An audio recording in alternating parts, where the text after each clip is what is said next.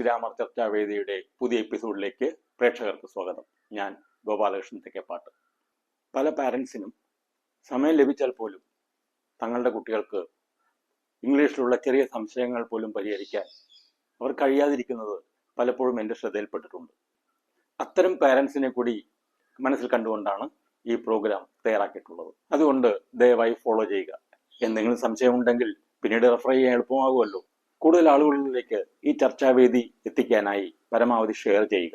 നിങ്ങളുടെ അഭിപ്രായങ്ങളും മാർഗനിർദ്ദേശങ്ങളും സംശയങ്ങളും കമന്റിൽ നൽകുക. ഫോളോ ചെയ്യാൻ മറക്കരുതേ.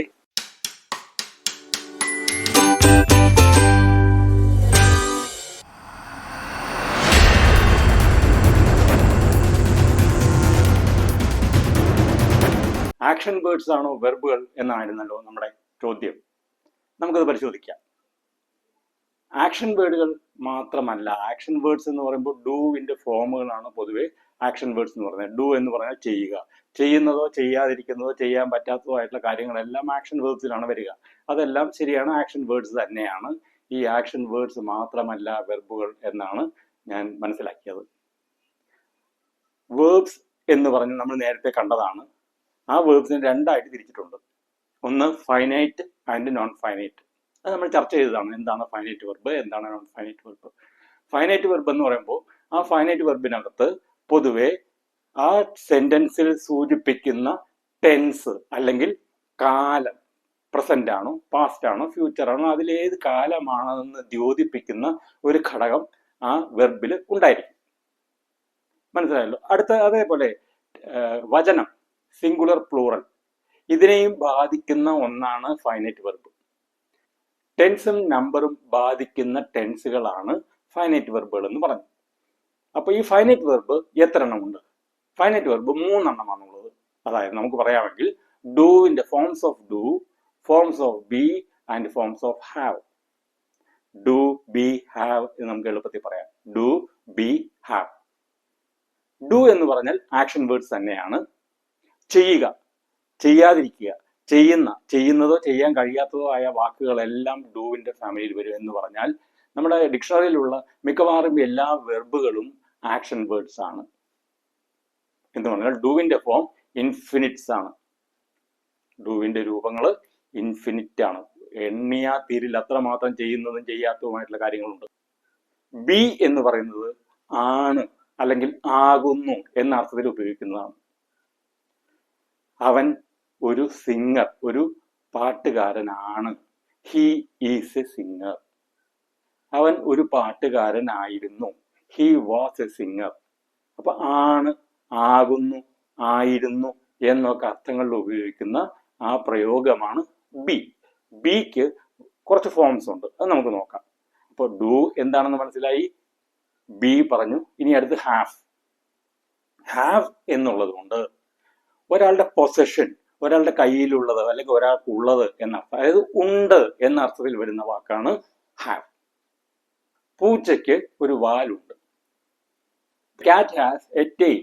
ഹാസ്. എനിക്കൊരു പേനയുണ്ട്. I have a pen. ഉണ്ട്, ആണ്, ഉണ്ട്, ചെയ്യുക. Do, be, have. ഡു എന്ന് പറയുമ്പോൾ ചെയ്യുകയാണ്, പ്രവൃത്തികളാണ്. ബി എന്ന് പറഞ്ഞാൽ ആണ്, ആകുന്നു എന്ന ഫോമാണ്. ഹാവ് എന്ന് പറയുന്നത് ഉണ്ട് എന്ന അർത്ഥത്തിൽ ഉപയോഗിക്കുന്ന ഫോമാണ്. ഡു, ബി, ഹാവ് എന്ന 3 രൂപങ്ങളാണ് വെർബിനുള്ളത്. നമുക്കൊന്നുകൂടി പരിശോധിക്കാം. വെർബ് രണ്ടായിട്ട് തിരിച്ചിട്ടുണ്ട്. Finite verbs and non finite verbs. ഈ ഫൈനൈറ്റ് വെർബിനെയാണ് നമ്മൾ പൂർണ്ണക്രിയ അല്ലെങ്കിൽ ക്രിയ എന്ന് ഉദ്ദേശിക്കുന്നത്. പൂർണ്ണക്രിയ അപ്പൊ 3 രീതിയിലാണുള്ളത്. ഒന്ന് do, be, have. Forms of do, forms of be and forms of have. ഡൂവിന്റെ ഫോംസ് ഞാൻ പറഞ്ഞു, ആണ്, എൻഡിങ് ആണ്. ഒരുപാട് വാക്കുകളെല്ലാം തന്നെ മിക്കവാറും ഇംഗ്ലീഷിലുള്ള എല്ലാ വെർബുകളും ഡൂവിന്റെ ഫോംസ് ആണ്. ഇനി ബിയുടെ ഫോം നമുക്ക് പരിശോധിക്കാം. പ്രസന്റ് ടെൻസിൽ ബിക്ക് ഈസ്, ആം, ആർ. ഇത് 3ന്റെയും അർത്ഥം ആകുന്നു. Is, am, are. നമുക്ക് എല്ലാവർക്കും അറിയാം, സിംഗുലർ പ്രസന്റ് ടെൻസിൽ സിംഗുലർ വരുന്ന സമയത്തെല്ലാം നമ്മൾ ഈസ് എന്ന് ഉപയോഗിക്കുന്നു. ഐ എന്ന സബ്ജക്റ്റ് ആണ് വരുന്നെങ്കിൽ നമ്മൾ ആം എന്ന് ഉപയോഗിക്കുന്നു. I am. സബ്ജക്റ്റ് പ്ലൂറൽ ആണെങ്കിൽ നമ്മൾ ഉപയോഗിക്കുന്നത് ആർ എന്നാണ് പ്രസന്റ് ടെൻസിൽ. Is, am, are. ഇതിന് മൂന്നിന്റെയും അർത്ഥം ആകുന്നു എന്നാണ്, അല്ലെങ്കിൽ ആണ് എന്നാണ്. ആണ് അല്ലെങ്കിൽ ആകുന്നു. ഇത് മൂന്നുമാണ് ബിയുടെ ഫോം. ഈ ബിയുടെ ഫോംസിന് ടെൻസ് നമുക്ക് പരിശോധിക്കാം. പ്രസന്റ് ടെൻസിൽ നമ്മൾ പറയുന്നത് ഈസ്, ആം, ആർ പറഞ്ഞു. ഇനി ആണ് എന്നുള്ളതിന്റെ പാസ്റ്റ് ആയിരുന്നു. നമ്മൾ അതിന് ഉപയോഗിക്കുന്ന ബിയുടെ forms was, were. Was, were. Singular was, plural were. ഇത്രയാണ് ബിയുടെ ഫോംസ് ഉള്ളത്. ഇനി അടുത്തത് ഹാവ്. ഒരു സന്ദേശം എനിക്ക് കിട്ടുകയുണ്ടായി. അതെന്താണെന്ന് ഞാൻ പറയാം.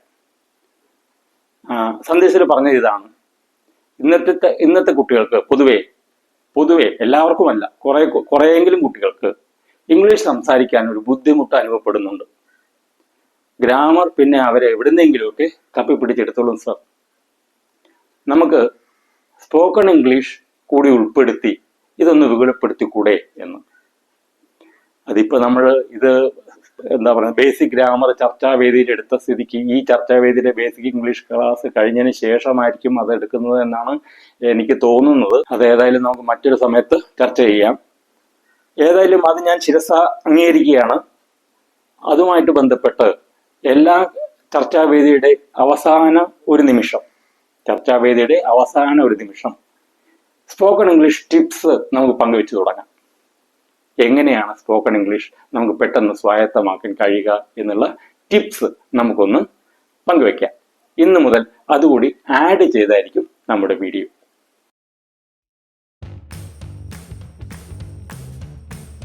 സ്പോക്കൺ ഇംഗ്ലീഷ് ടിപ്സിലേക്ക് സ്വാഗതം. ഒന്നാമത്തെ ടിപ്പ്, നല്ല ഒരു ലിസണർ ആവുക. എന്ന് പറഞ്ഞാൽ നല്ല ഒരു കേൾവിക്കാരനാകുക. ആരെങ്കിലും എന്തെങ്കിലും ഒരാൾ ഒരു ഇംഗ്ലീഷ് വാക്ക് അല്ലെങ്കിൽ ഒരു ഇംഗ്ലീഷ് സെന്റൻസ് അല്ലെങ്കിൽ ഒരു ഇംഗ്ലീഷ് സംസാരിച്ച് തുടങ്ങുമ്പോൾ അക്കാര്യം ശ്രദ്ധിക്കുക. തെറ്റുകുറ്റങ്ങളല്ല നമ്മൾ ശ്രദ്ധിക്കേണ്ടത്, അവർ പറയുന്നത് ശ്രദ്ധിക്കുക. നല്ല ഒരു സാലുവായ ഒരാൾക്ക് മാത്രമേ നന്നായിട്ട് അക്കാര്യങ്ങൾ റെസ്പോണ്ട് ചെയ്യാൻ നമുക്ക് കഴിയുള്ളൂ. ശ്രദ്ധാപൂർവം നമ്മൾ കേട്ടാൽ മാത്രമേ എന്താണ് ഒരാൾ ആവശ്യപ്പെടുന്നത് അല്ലെങ്കിൽ ഒരാൾ എന്താണ് പറയുന്നത് എന്ന് നമ്മൾ മനസ്സിലാക്കിയാൽ മാത്രമേ എന്താണ് അയാൾക്ക് ആവശ്യമുള്ളത് എന്നുള്ളത് നമുക്ക് പ്രൊവൈഡ് ചെയ്യാൻ, നമുക്ക് നൽകാൻ കഴിയുള്ളൂ. അതുകൊണ്ട് ആദ്യത്തെ ടിപ്പ് ഇതാണ്: നല്ല ഒരു കേൾവിക്കാരനാകുക. ഇംഗ്ലീഷ് എവിടെ കേട്ടാലും നമ്മുടെ ചെവി അങ്ങോട്ട് ദിശ മാറ്റുക, നമ്മൾ ഒന്ന് ശ്രദ്ധിക്കുക. നല്ലൊരു കേൾവിക്കാരൻ നല്ലൊരു സ്പീക്കറുമാണ്.